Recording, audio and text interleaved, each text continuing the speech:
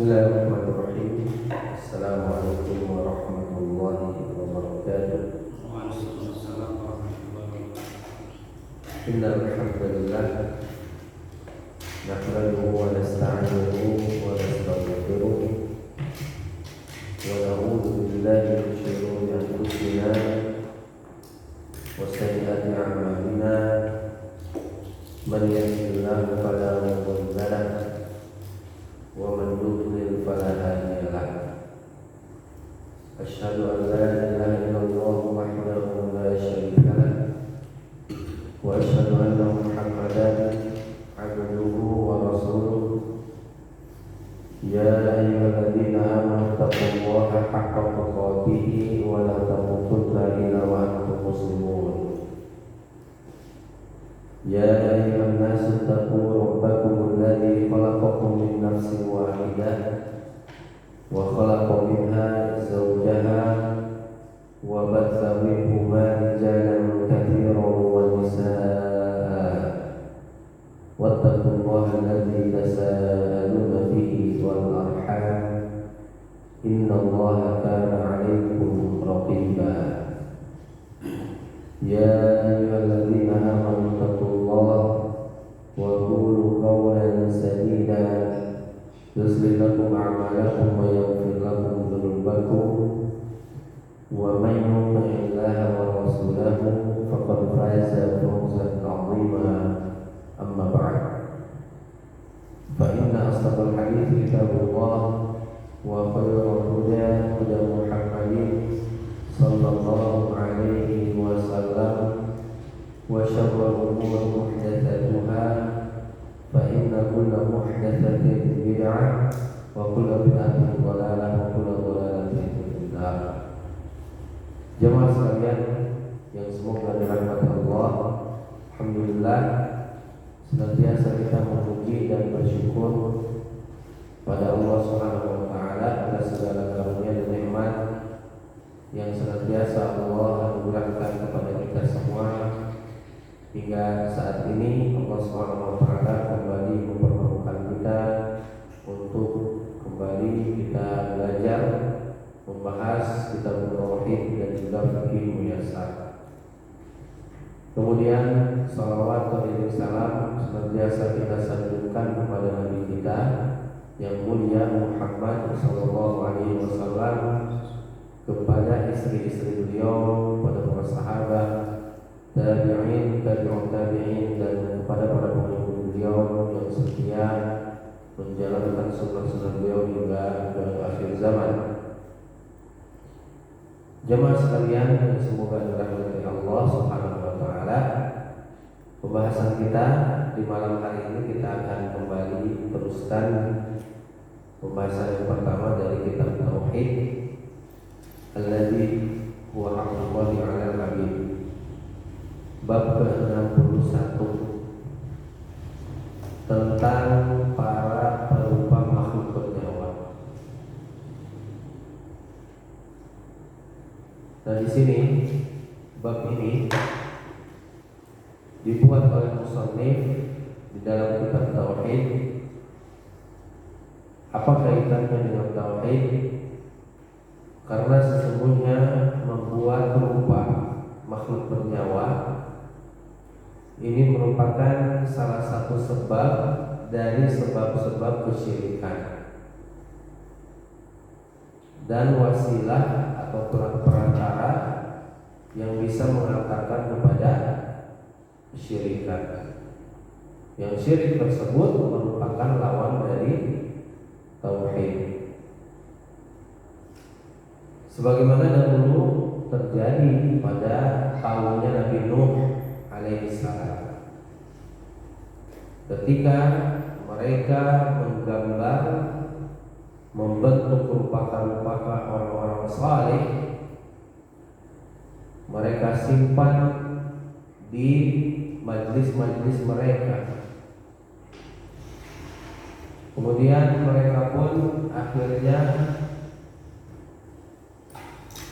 menyembah mereka, sehingga mereka menyembah rupa-rupa tersebut yang merupakan simbol dari orang ini merupakan bentuk kesyirikan yang pertama kali yang terjadi di muka bumi ini. Sebabnya apa? Sebabnya karena menggambar atau membuat rupa dengan sebab membuat rupa patung-patung, gambar-gambar dan lain sebagainya. Demikian juga kaumnya Nabi Ibrahim yang mereka diutus kepada mereka itu Nabi Ibrahim Al-Khalil alaihi salam. Dahulu mereka menyembah berhala-berhala yang itu merupakan bentuk atau rupa yang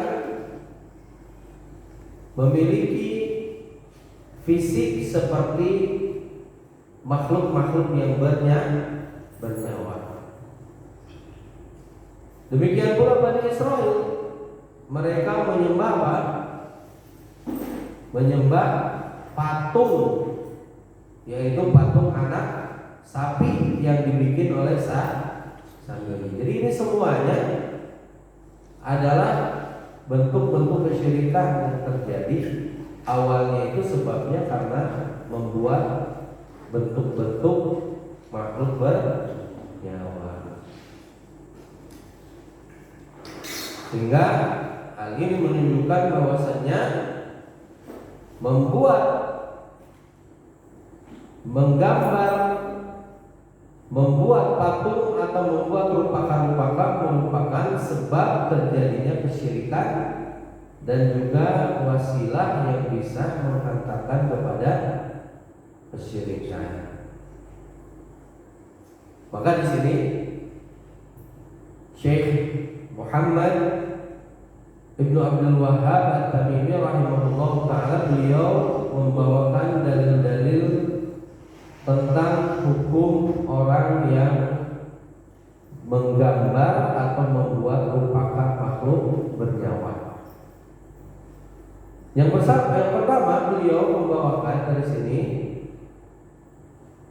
Al-Bukhari dan Muslim meriwayatkan dari Abu Hurairah radhiyallahu taala anhu. Dia berkata bahwa Rasulullah sallallahu alaihi wasallam bersabda, qala Allah taala, Allah taala berfirman. Ini hadis tapi isinya Allah taala berfirman, menunjukkan hadis ini namanya hadis qudsi. Wa man awlamu mimman dhahaba yakhluqu ka khalqi falyakhluqu dzarratan aw liyakhluqu habbatan aw liyakhluqu sya'ira. Allah Ta'ala berfirman, dan tidak ada yang bertindak lebih zalim daripada orang yang bermaksud mencipta seperti ciptaanku. Maka hendaklah mereka mencipta seekor semut kecil. Dzarrah artinya semut kecil. Atau habbah, sebutir bijian.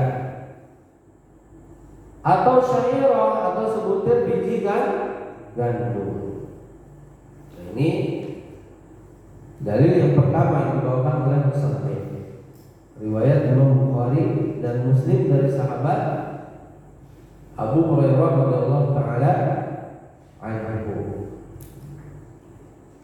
Di sini Nabi sallallahu alaihi wasallam meriwayatkan dari Rabbnya Jalla fi'ula bahwa Allah berfirman, siapakah yang lebih zalim dari orang yang membuat rupa seperti makhluk ciptaan Allah.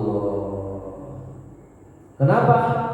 Karena orang tersebut mencoba untuk mulaha, menyaingi, meniru-niru ciptaan Allah Subhanahu wa taala yang membentuk rupa merupakan kekhususan Allah Subhanahu wa taala. Sekarang yang membuat kita sedemikian bentuknya, makhluk-makhluk yang ada sedemikian bentuknya siapa? Allah Subhanahu wa ta'ala. Berarti ini af'alullah, fi'alullah, ya, perbuatan Allah terkait dengan rububiyah Allah, perbuatan Allah Subhanahu wa ta'ala. Maka orang yang membuat bentuk makhluk-makhluk bernyawa, dia mencoba untuk menyaingi Allah Subhanahu wa ta'ala, meniru. Allah Subhanahu wa ta'ala memiliki salah satu nama yang indah, Al-Musawwir. Al-Musawwir. Wallahul khaliqul bari'ul musawwir lahul asmaul husna. Ya, Allah Subhanahu wa ta'ala sang pencipta dan yang membentuk, yang maha membentuk. Ini nama Allah Subhanahu wa ta'ala. Sehingga orang yang membuat perumpakan-perumpakan, menggambar bentuk-bentuk makhluk hidup, berarti dia menandingi Allah Subhanahu wa ta'ala dalam membentuk rupa. Karena yang dibentuk ini makhluk bernyawa yang merupakan ciptaan Allah Subhanahu wa ta'ala. Al-Bukhari dan Muslim meriwayatkan pula dari Aisyah radhiyallahu taala anha bahwa Rasulullah sallallahu alaihi wasallam bersabda, "Asyaddun nasi 'adzaban yaumil qiyamah alladzina yudahuna bi khalqillah." Manusia yang paling keras siksanya pada hari kiamat adalah orang-orang yang membuat penyerupaan dengan makhluk Allah Subhanahu wa ta'ala. Keras siksanya, diancam. Ya, bahwasanya orang-orang yang membuat penyerupaan dengan makhluk Allah itu yang paling keras nanti siksanya pada hari kiamat. Ini yang merupakan ancaman.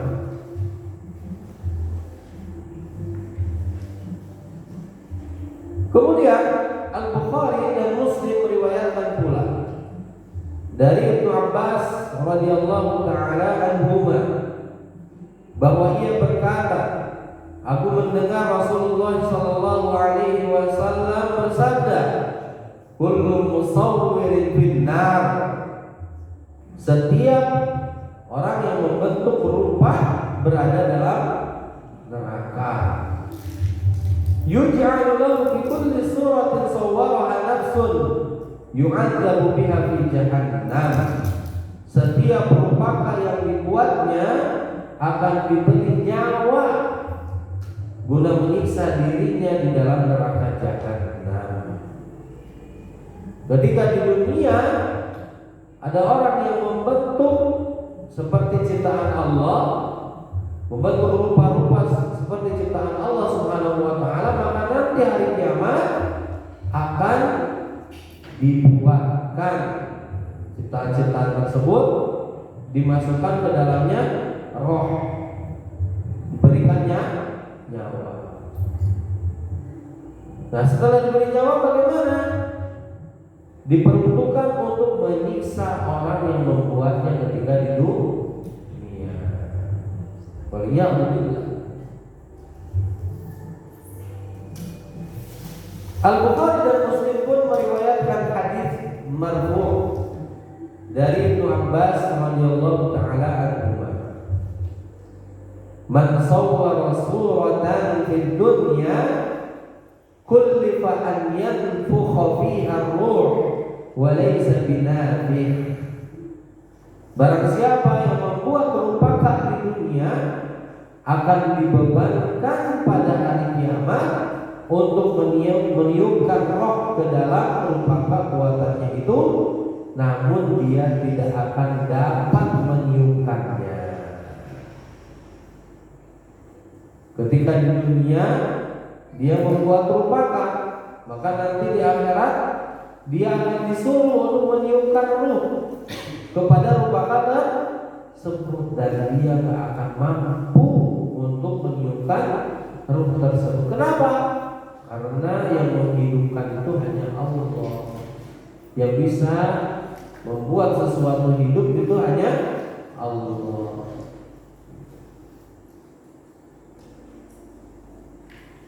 Muslim meriwayatkan dari Abu Al-Hayyaj, ia menuturkan Ali berkata kepada, maksudnya adalah Ali bin Abi Thalib radhiyallahu ta'ala, "Ala ab'atsuka 'ala ma ba'athani 'alaihi Rasulullah sallallahu alaihi wasallam?"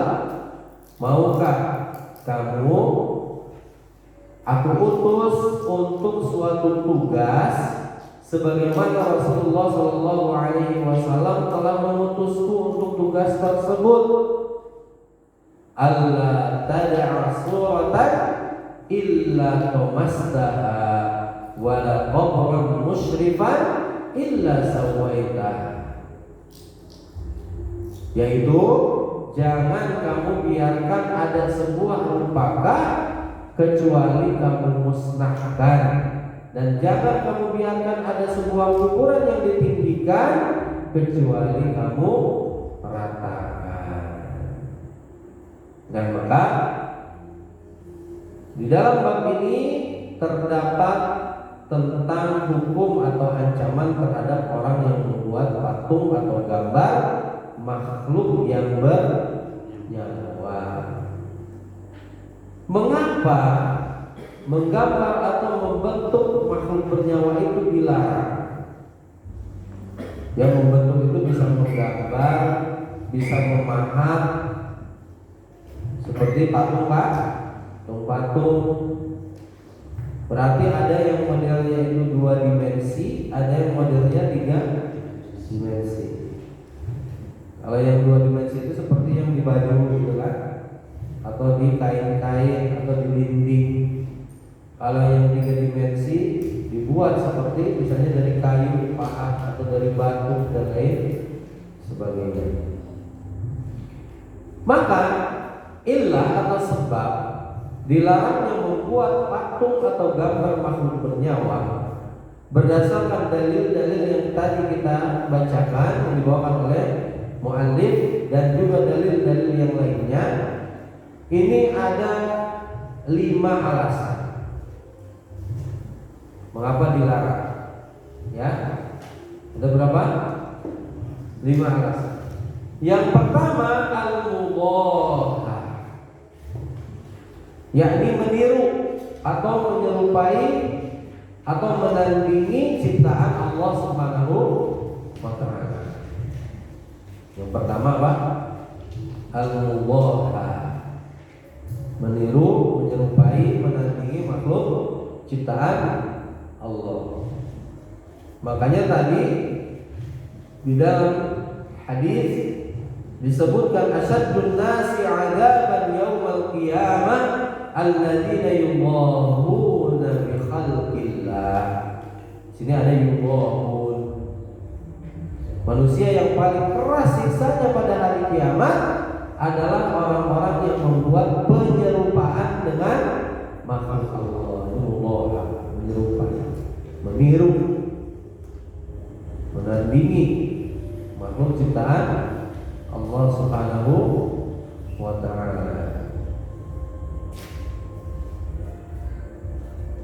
Kemudian juga di hadis yang tadi disebutkan yang pertama, di dalam hadis qudsi, wa man azlamu mimman dhahaba yakhluqu ka khalqi falyakhluqu dzarratan aw yakhluqu habbatan aw yakhluqu sya'ira. Kan Allah Ta'ala berfirman, dan tidak ada yang bertindak lebih zalim daripada orang yang bermaksud mencipta seperti ciptaanku, kata Allah. Seperti menyerupai. Ini alasan pertama, karena itu tindakan meniru menyerupai ciptaan Allah. Alasan yang kedua, pada hari kiamat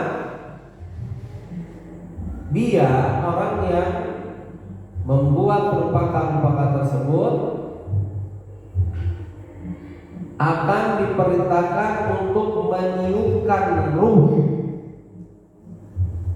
akan diperintahkan untuk meniupkan ruh kepada patung-patung atau gambar-gambar buatannya. Ini alasan kedua. Dalilnya yang mana tadi?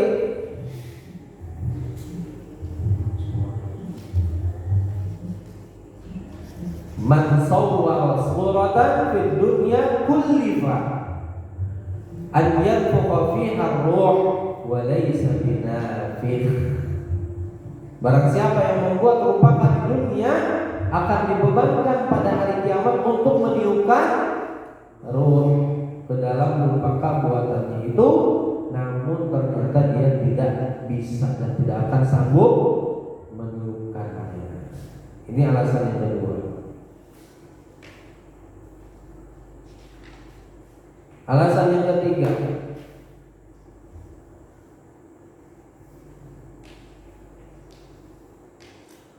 rupa tersebut akan ditiupkan ruh padanya,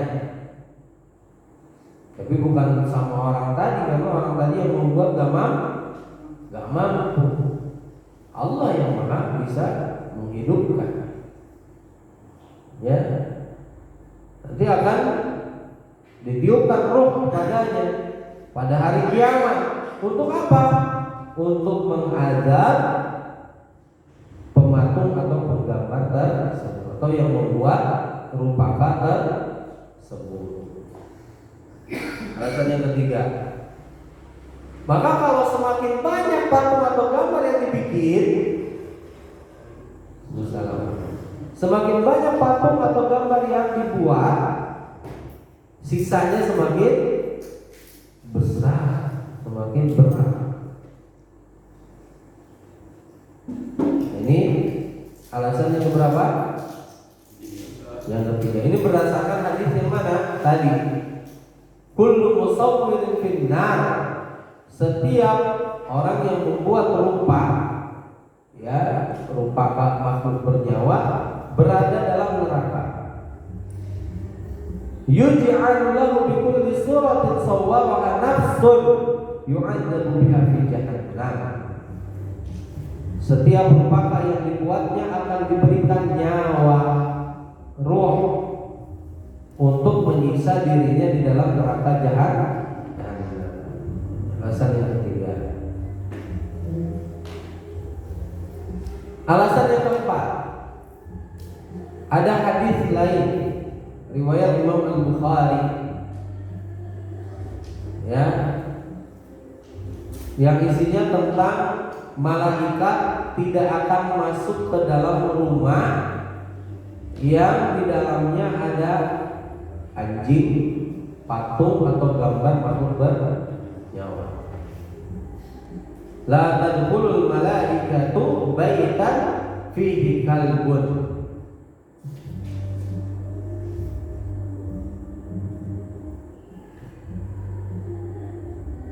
Aw suratun. Atau dalam riwayat yang lain, la tadkhulul malaikatu baitan fihi tamathilu aw tasawir. Malaikat juga akan masuk ke dalam rumah yang di dalamnya ada anjing, ada rupa makhluk bernyawa. Itu kata para ulama, apakah semua malaikat itu enggak masuk? Tidak juga, kecuali malaikat yang mencatat amal. Raqibun atid, ya. Dengan malaikat rahmat, wahyu dan lain sebagainya itu tidak masuk ke dalam rumah yang di dalamnya ada hal-hal tersebut, anjing dan patung-patung atau gambar-gambar makhluk bernyawa. Dan juga dikecualikan malaikat pencabut nyawa, malakul maut. Sehingga bisa saja ketika rumah itu banyak gambar dan lupa-lupakan, banyak kejadian-kejadian yang tidak diinginkan, banyak cekcok, anak-anak nggak soleh. Kenapa? Karena malaikat rahmat tidak masuk. Yang ada berarti di dalamnya apa? Banyak syaitan. Maka kita harus berhati-hati di rumah. Gambar-gambar makhluk bernyawa, tempat-tempat, ya, hendaklah dihilangkan dari rumah kita.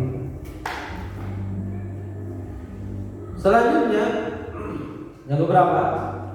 Terakhir yang kelima, alasannya karena hal tersebut merupakan wasilah.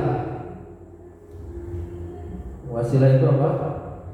Sarana, perantara yang bisa menghantarkan kepada kesyirikan. Yang bisa menghantarkan kepada apa? Kesyirikan.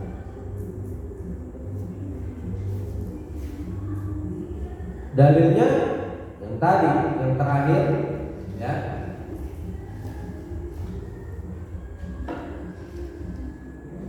Bahwa Abul Hayyaj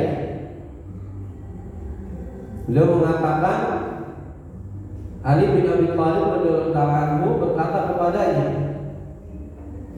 "Ala ab'atsuka 'ala ma ba'athani 'alaihi Rasulullah SAW alla tad'a suratan illa tomastaha, ya, wal qabra musliman illa sawaita." Jadi yang diperintahkan oleh Ali bin Abi Thalib itu adalah jangan sampai ada gambar kecuali sudah dimusnahkan. Kenapa? Karena kaum Nabi Nuh dulu yang menyebabkan kesyirikan tadi telah kita sebutkan. Karena mereka menggambar rupa-rupa orang-orang saleh. Wa qalu la tadharunna alihatakum wa la tadharunna waddaw wa la suwa'a wa la yaghutsa wa ya'uqa wa nasra. Yang lima itu. Kemudian juga tadi disebutkan bahwa kaumnya Nabi Ibrahim mereka menyembah patung. Itu sarana kesyirikan. Demikian juga kaumnya Bani Israel, mereka menyembah patung anak sapi itu rupakan. Maka ini perkara yang bisa menghantarkan kepada kesyirikan. Kaumnya Nabi Nuh itu awalnya bukan untuk disembah, bukan sekedar zikroya, sekedar memori, apa sebenarnya? Mengenang, untuk mengenang, atau istilahnya kita itu apa ya?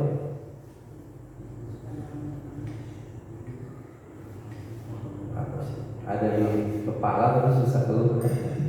Itu ya, diingat atau dikenang. Nah, akhirnya apa? Akhirnya disembah, dibikin rupakan-rupakan cuma untuk mengingat ya bahwa mereka ini orang-orang yang saleh. Kemudian generasi selanjutnya dibisiki oleh syaitan, disimpanlah di tempat-tempat mereka beribadah, akhirnya disembah. Baik. Kemudian jemaah sekalian kaum muslimin wal muslimat rahimani wa rahimakumullah.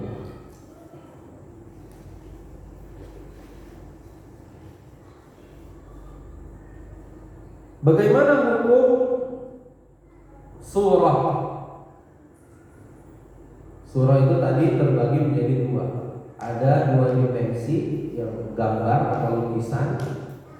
Ada yang tiga dimensi, bentuknya patung.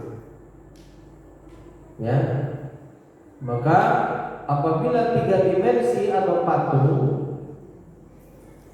atau yang ada bayangannya, tentunya ini makhluk bernyawa, bentuknya itu makhluk bernyawa, maka ijma' ulama haram membuatnya haram. Tapi dikecualikan untuk mainan anak-anak seperti boneka, ya seperti boneka, yang sekedar main. Karena dulu Ibunda Aisyah pernah main boneka dan dibiarkan oleh Nabi Sallallahu Alaihi Wasallam. Tapi untuk mainan.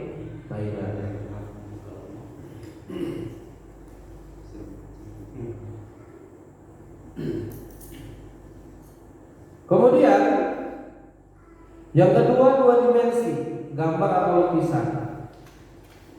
Gambar atau lukisan itu ada yang bentuknya tidak bernyawa seperti pohon, sungai, ya, benda-benda jamadat atau benda-benda mati.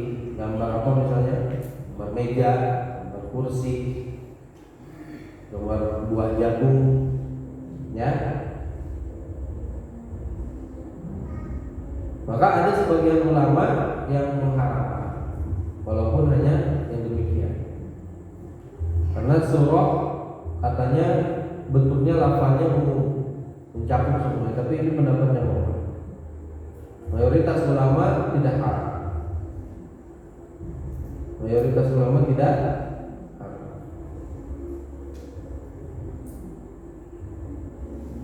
Baik. Kemudian yang bernyawa. Yang pertama, tidak haram selama 2 dimensi tidak menjadi 3 dimensi.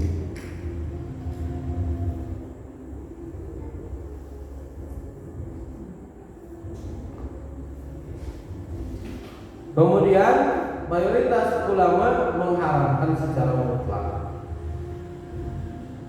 meskipun hanya 2 dimensi, karena keumuman dalil-dalil yang mencakup 2 dan 3 dimensi. Tapi di sini ada pengecualian juga apabila gambar-gambar tersebut dihinakan, dibikin keset atau dibikin sandaran, ya. Karena Nabi SAW pernah melihat ada kain yang bergambar di rumah Aisyah, kemudian disobek sama Aisyah, dibikin untuk bantal, penutup bantal. Nah, ini mengenai hukum gambar baik 3 dimensi atau 2 dimensi. Lalu bagaimana hukum fotografi? Foto atau video ya, makhluk bernyawa. Kalau video terbagi 2. Kalau itu live video live gitu kan, live streaming ya, maka tidak mengapa. Ulama sepakat karena dia bukan menggambar, tapi hanya menukilkan aslinya, dan nggak ada yang dirubah kan, kecuali diedit dan nggak boleh. Kalau diedit itu bentuk-bentuk gambarnya itu nggak boleh. Adapun rekaman, ini rekaman, ada 2 pendapat, ada yang tidak boleh, ada yang boleh. Ada yang tidak boleh, ada yang boleh ulama. Yang tidak boleh mengatakan karena rekaman itu kalau dipisah-pisah itu kumpulan foto makhluk bernyawa. Tentunya asalnya karena mereka mengharamkan foto, ya. Sehingga kita lihat mengenai foto. Foto juga ada khilaf. Ada yang mengharamkan, ada yang boleh, membolehkan. Ulama yang mengharamkan kenapa? Karena foto juga artinya surah. Bahasa Arabnya surah. Sehingga masuk ke dalam pengumuman dalil-dalil yang mengharamkan.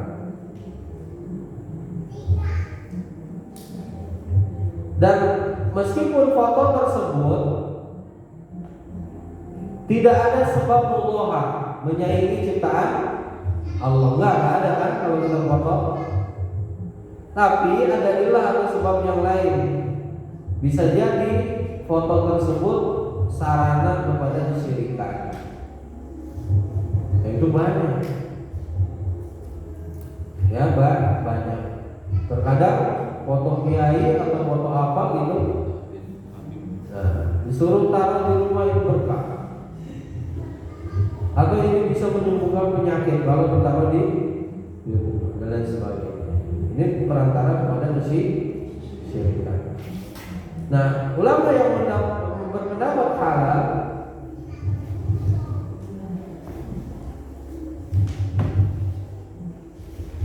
adalah karena tadi ini nggak ada ilah mudhahah, ada ilah mudhahah atau penyerupaan terhadap ciptaan Allah sama sekali. Ya. Walaupun kita ya kalau anak sendiri berpendapat halal, tapi juga kita harus sebisa mungkin memperhatikan tidak boleh bermudah-mudahan dalam foto kalau tidak ada masalah. Ya, kalau tidak ada masalah. Sebagian ulama ada yang biasa foto-foto juga biasa ada. Sebagian ulama juga ada yang nggak mau sama sekali. Itu ulama kibar. Kemudian kecuali untuk maslahat seperti apa buat uang, KTP, apalagi paspor, ya, surat nikah. Baik. Kemudian perhatian lagi buat kita, jangan bermudah-mudah membesar foto ketika sedang ibadah. Lagi di Masjidil Haram, selfie dengan foto-foto. Dikirim dulu lagi di sini nih. Mau didoain apa gitu kan? Ini jangan ya. Nah, akan mempengaruhi keikhlasan. Kemudian jika ada yang menganggap foto itu halal, maka tidak boleh kita ingkari. Tidak boleh kita ingkari. Jangan sampai jotos-jotosan gara-gara foto. Tapi tadi jangan bermudah-mudahan. Baik. Maka perlu kita ingat pula, jangan kita mengedit atau menambah-nambah foto. Ini termasuk merubah ya, termasuk apa? Merubah. Ini hukumnya haram. Ulama yang menghalalkan foto tetap juga mengharamkan edit, foto edit. Foto ya. Tapi bukan backgroundnya ya. Kalau background mah nggak pengaruh karena tidak bernyawa. Itu orang yang diedit-edit, misalnya dikasih tadinya klimis gitu kan, dikasih kumis, dikasih janggut gitu kan. Hidungnya tadinya 0,5 cm jadi 2 cm. Enggak boleh. Ini mengedit ya. Tidak boleh. Karena termasuk mudhahah, menyaingi, meniru-niru ciptaan Allah Subhanahu wa ta'ala. Baik, kita bacakan terakhir dari syarah Syekh Abdul Rahman bin Nasir As-Sa'di dan juga kandungan dari Tauhid. Kata beliau, bab maja'a babu maja'a fil musawwir. Bab tentang ancaman bagi orang yang membuat rupa atau gambar makhluk bernyawa. Kata beliau, wa hadza min furu'il bab sabiq. Dan bab ini merupakan cabang dari bab yang sebelumnya. Bab sebelumnya apa? Mengingkar takbir. Annahu la yahillu, bahwasanya tidak halal an yuj'ala lillahi niddan niyyat, untuk menjadikan bagi Allah tandingan di dalam niat, wal aqwal wal af'ali, dalam ucapan-ucapan dan perbuatan, wal dinil musyabihi walau biwajhin ba'id, dan juga tandingan yang serupa walaupun dari sisi yang jauh. Bahwa mungkin kayaknya jauh, apa sih hubungannya menggambar makhluk hidup dengan membuat tandingan bagi Allah, kayaknya jauh gitu kan? Ya, tapi itu dilarang karena ini merupakan sarana yang bisa menghantarkan kepada kesyirikan. Fattikhadus suwaril hayawaniyah, fattikhadus suwaril hayawaniyah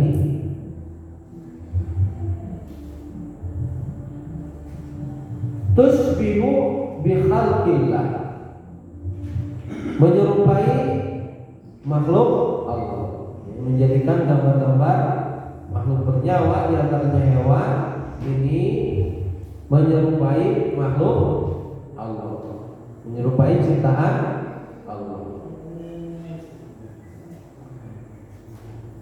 Wa kadhibun 'ala al-khalqati ilahiyah, atau khilqati ilahiyah.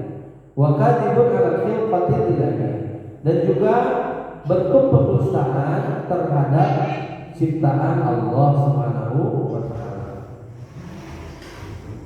Wa tamwihun wa tazwirun, dan itu merupakan kedustaan juga, kepalsuan. Falidzalika jazara syari'an, oleh karena inilah syariat melarangnya. Ya, jadi dilarang itu kenapa? Tadi karena menyerupai ciptaan Allah Subhanahu wa taala, kemudian mendustakan ciptaan Allah, dan juga ini bentuk pemalsuan dari makhluk Allah. Oleh karena itulah dilarang oleh syariat. Baik. Kandungan bab ini yang pertama, al-ula at-taghlidhu syadidu fil musawwirin, ancaman yang berat bagi para pelukis, penggambar, pemahat makhluk yang bernyawa. Asalnya at-tanbihu 'ala illah, kita memperhatikan alasannya. Wa huwa tarkul adabi ma'allahi, dia meninggalkan adab kepada Allah, maksudnya nggak punya adab kepada Allah. Liqaulihi wa man azlamu mimman zahaba yakhluqu khalqi, seperti firman Allah Subhanahu wa taala dalam hadis qudsi tadi, siapa yang lebih zalim? Tadi dia disifati dengan zalim. Artinya yang namanya zalim enggak punya ada, menempatkan sesuatu tidak pada tempatnya. Siapa yang lebih zalim dari orang yang bermaksud mencipta seperti ciptaan? Asal satu yang ketiga, tanbih 'ala qudratihi wa 'ajzihim. Ini adalah sebuah perhatian buat kita terhadap kekuasaan Allah Subhanahu wa taala dan juga kelemahan mereka, orang-orang yang membuat rupa tersebut. Karena nanti hari kiamat dia disuruh apa? Meniupkan ruh, tapi nggak bisa. Falyakhluqu dzarratan, ini juga di antara dalilnya Allah Subhanahu wa taala menantang mereka untuk membuat apa? Semut kecil, al-habbatan atau biji-bijian, au syairatan atau biji gandum. Ternyata nggak bisa. Bisanya hanya menggambar saja, nggak bisa menciptakan dunia. Ar-rabi'atu yang keempat, at-tasrihu bi annahu asyaddun nasi 'adzaban.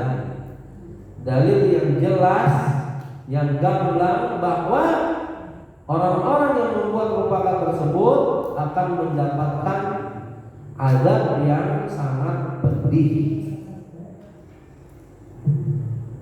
Al-khamisatu yang kelima, anna Allah yakhluqu bi'adadi kulli suratin nafsan yu'adzibu biha al-musawwira fi jahannam.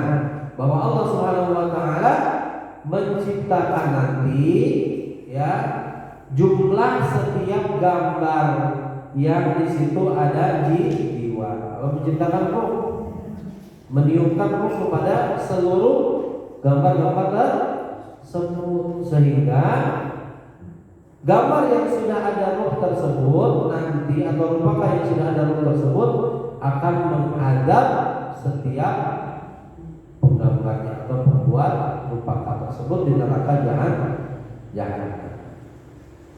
As-sadisatu yang keenam, annahu yukallafu an yanfukha fiha ruh. Bahwasanya dia musawwir tersebut akan diberikan beban untuk meniupkan ruh, tapi tidak bisa.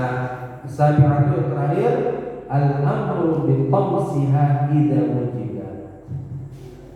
Perintah untuk memusnahkannya jika ada rupaka tersebut. Allah Ta'ala. Selesai kita dari bab yang ke-61. Insyaallah bulan yang akan datang kita lanjut dengan bab yang kedua tentang larangan banyak bersumpah. Dikit-dikit sumpah. Ini biasanya pedagang tapi nggak semua pedagang ada yang begitu. Tapi banyak dari kalangan pedagang yang mereka memang ingin supaya barang dagangannya laris, dia bersumpah. Atau saking banyaknya berbohong supaya orang percaya kepada dia bersumpah. Baik, kita masuk pelajaran yang kedua. Amikul Muyasar masih tentang muharramat,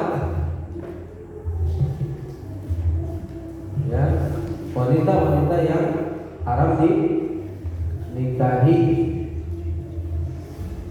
Sekarang pembahasannya adalah maka takdimu li'adil, yang pengharamannya itu karena sifatnya insidentil atau sewaktu-waktu.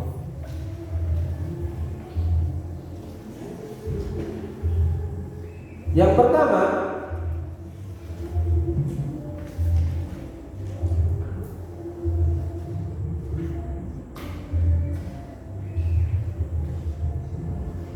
haram menikahi wanita yang beriddah. Yahrumu tazawwuju al-mu'tadati minal ghaib. Haram menikahi wanita yang beriddah. Liqoulihi ta'ala, berdasarkan firman Allah Subhanahu wa ta'ala, wa la ta'zimu 'uqdatan nikahi hatta yablughal kitabu ajalah. Dan janganlah kalian memiliki ketetapan hati atau berazam untuk berakad nikah sehingga wanita itu habis masa iddahnya. Yang pertama, kalau misalnya ada wanita yang dalam masa iddah nggak boleh dinikahi. Yang kedua, yahrumu tazawwuju man talaqaha thalathan hatta yaqa'a zawjun ghairuh. binikahin sahih. Haram menikahi wanita atau istri yang sudah ditalak 3 olehnya sendiri. Sudah ditalak 3, dia mau nikah, mau nikahi lagi langsung. Ini nggak boleh. Harus dirasain orang tuh, harus dinikahi orang tuh, dirasain. Ya, hingga apa tadi? Dia digauli oleh suami selainnya. Si A punya istri, ditalak sampai 3 kali oleh si A ini. Nah, dia pengen balik lagi, nggak boleh sampai dinikahi oleh pihak ketiga. Sudah digauli, kemudian cerai, baru nanti udah cerai baru boleh dinikahi. Lama nggak? Makanya jangan. Ya, kalau ini masih bisa dipertahankan, jangan. Kalau dia masih ini, masih cinta tuh jangan. Liqaulihi ta'ala, berdasarkan firman Allah Subhanahu wa taala dalam surah Al-Baqarah ayat 230. Allah taala berfirman, "Fa in qallaqaha fala tahillu lahu min ba'd hatta tankiha zawjan ghayrahu." Kemudian jika si suami mentalaknya sesudah talak yang ketiga, jadi maksudnya udah kedua ini berarti dia ketiga, kan udah 2 selesai talak, dia talak lagi berarti berapa? Ketiga. Maka perempuan itu tidak halal lagi baginya hingga dia menikah dengan suami yang lain.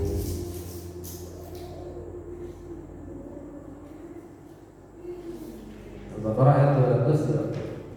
Yang ketiga,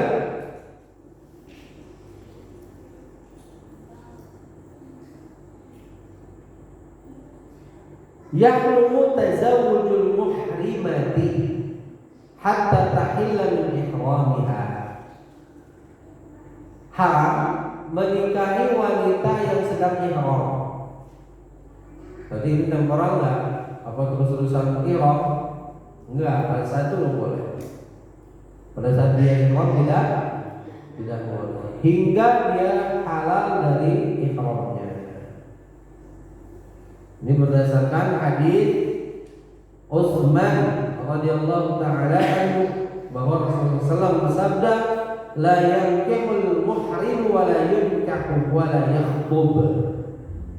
Seorang yang muhrim sedang ihram tidak boleh menikah dan tidak boleh dinikahkan serta tidak boleh melamar. Bagi muhrim, bagi ya. Kalau di kita muhrim itu bukan lagi ihram, tapi yang haram dinikah. Istilahnya keliru ini ya. Muhrim itu adalah orang yang sedang ihram. Baik. Yang keempat, yahrumu tazawwujul kafiri bil mar'atil muslimah. Haram orang kafir menikahi wanita muslimah. Gak boleh. Banyak sekarang ya. Banyak gak? Banyak. Karena gak boleh ini banyak yang modus, akhirnya pura-pura masuk Islam. Gak lama keluar lagi. Betapa murahnya wanita muslimah seperti itu. Liqaulihi ta'ala, ini berdasarkan firman Allah Ta'ala surah Al-Baqarah ayat 221.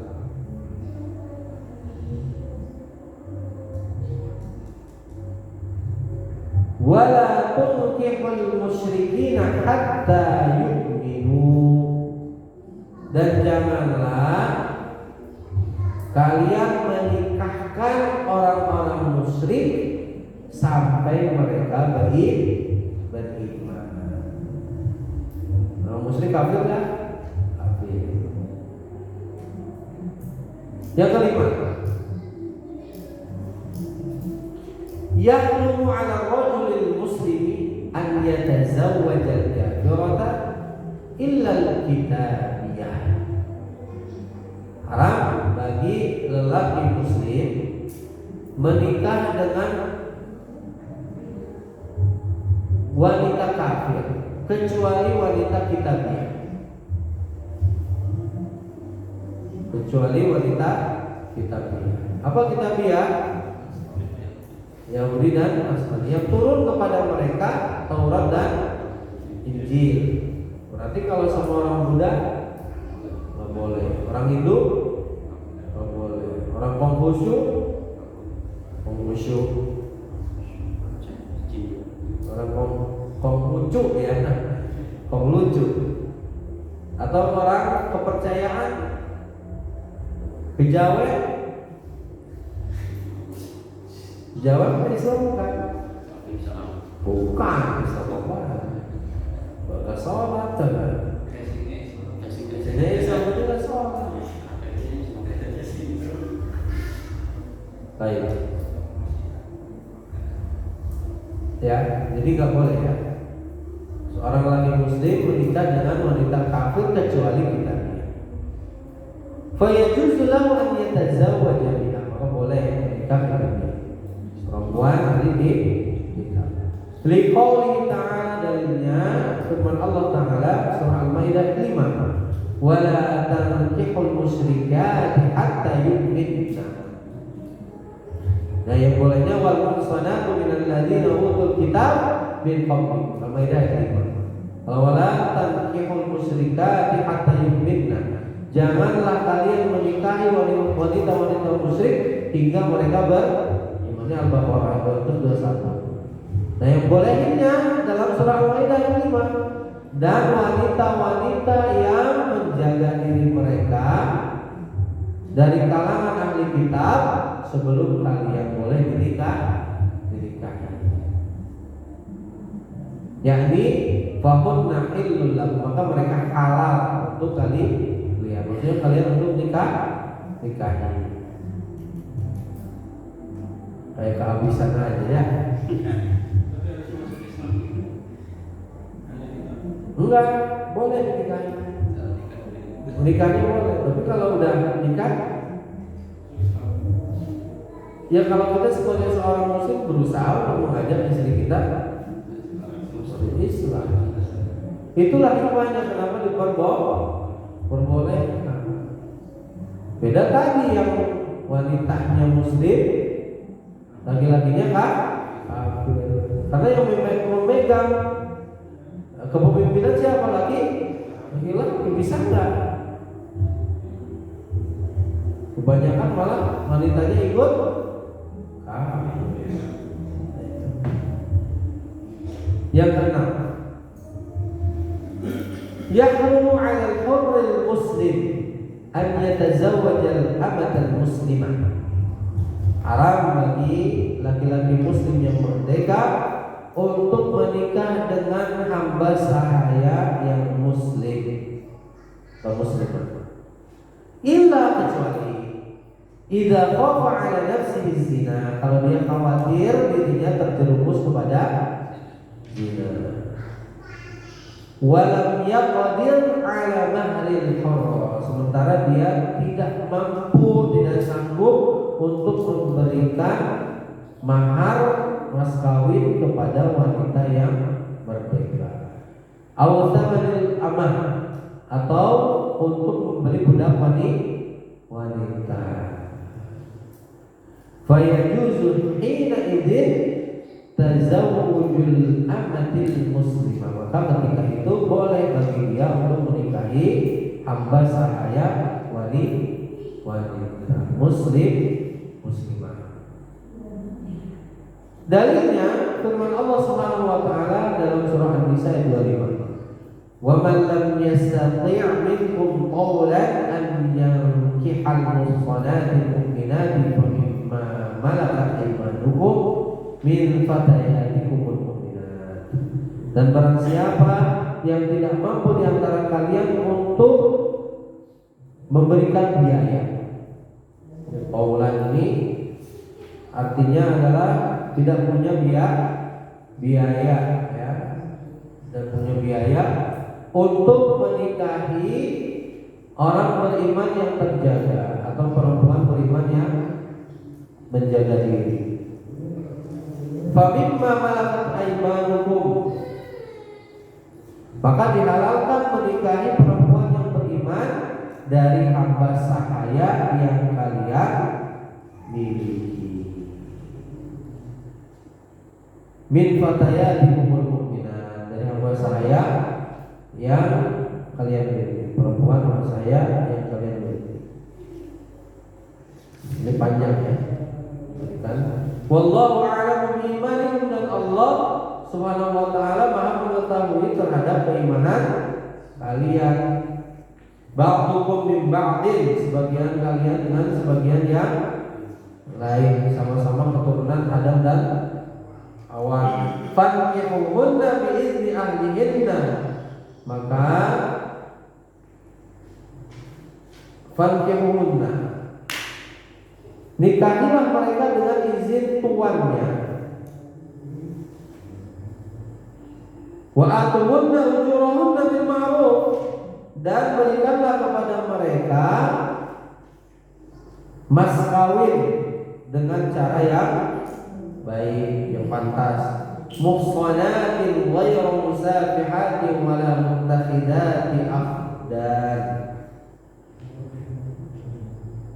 karena mereka adalah perempuan-perempuan yang memelihara diri, bukan pezina, dan bukan pula perempuan yang mengambil laki-laki lain sebagai piaraannya. Fa idza uhsinna fa in atayna bi fahishatin fa alayhinna nisfu ma 'ala al-muhsanati min al-'adab, dzalika liman khashiya al-'anata minkum.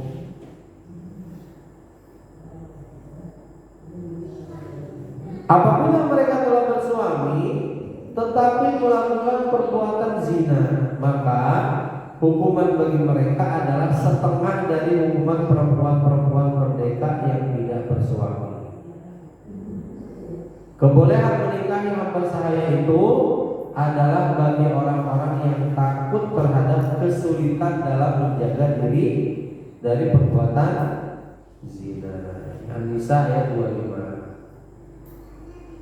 Yang ketujuh, yahrumu 'ala al-'abdil muslimi an yatazawwaja sayyidatah. Haram bagi hamba sahaya muslim untuk menikahi tuan perempuannya.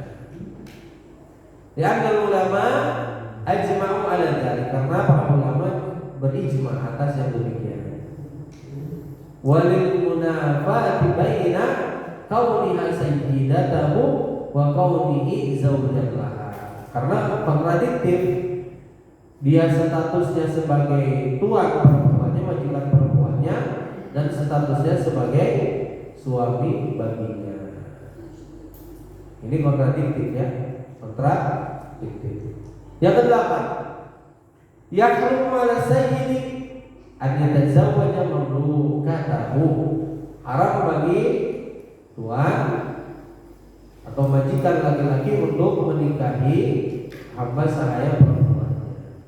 Lianna aqdal milki aqwa min aqdil nikah, karena sesungguhnya akad kepemilikan itu lebih kuat daripada akad nikah.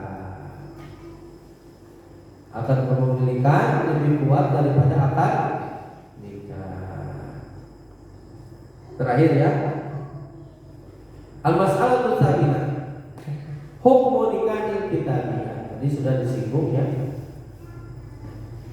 tentang hukum menikahi wanita apa? Ahli kitab. Laqad abaha al-Islam nikahal harair min ahli kitab. Sungguh agama Islam telah memperbolehkan menikahi apa? Atau menikahnya laki-laki muslim dengan wanita-wanita yang merdeka dari kalangan ahli kitab, harair. Hara'ir. Ini adalah wanita yang merdeka min ahli kitab, dari ahli kitab. Berdasarkan firman Allah Subhanahu wa taala, "Al-yawma uhilla lakum at-thayyibat." Pada hari ini telah dihalalkan perkara-perkara yang baik atau segala perkara yang baik untuk kalian.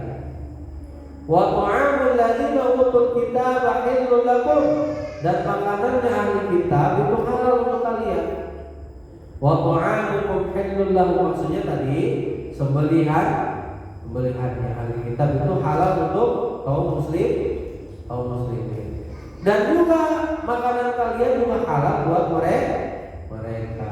Wal muhsanatu minal mu'minati wal muhsanatu minal ladzina utul kitab min qablikum idza ataitumuhunna ujurahun. Demikian juga dihalalkan wanita-wanita yang menjaga kehormatannya di antara wanita-wanita yang beriman, dan wanita-wanita yang menjaga kehormatan di antara orang-orang diberi Alkitab sebelum kalian untuk kalian nikah. Apabila kalian membayar mas kawin kepada mereka untuk menikahinya. Ini Al-Maidah ya. Wa qad ajma'a ulama 'ala jawaz nikahi nisa'i ahli kitab, dan para ulama telah bersepakat ijma bolehnya menikahi wanita dari ahli kitab, kecuali imamiyah, Syiah imamiyah lah. Giliran dia halal, giliran kitabiyah dia enggak halal. Kemudian wa yuqsadu bi ahli kitab alladziina yajuzu nikahu nisa'ihim ahli Taurat wal Injil. Yang dimaksud ahli kitab yang boleh dinikahi wanita-wanita mereka itu yaitu orang yang diberikan Taurat dan Injil. Yang mereka diturunkan kepada mereka itu apa? Taurat dan Injil. Liqouli ta'ala, ini berdasarkan firman Allah Subhanahu wa taala, an taqulu innama unzilal kitabu 'ala qa'ifatayn min qablina. Suratul An'am ayat 1 wal 50. Kami turunkan Al-Quran itu agar kalian tidak mengatakan bahwa kitab itu hanya diturunkan kepada dua golongan, Yahudi dan Nasrani saja sebelum kami. Ayat 150. Ini maksud dari ahli kitab. Jadi firman Allah itu di situ disebutkan diturunkan kitab, maka itu yang disebut ahli kitab. Dua kelompok, yaitu Yahudi dan Nasrani. Wallahu ta'ala a'lam. Ya, mungkin ini yang bisa saya sampaikan di pertemuan yang berbahagia ini. Kurang lebih saya mohon maaf. Dan tadi di hadal qadar.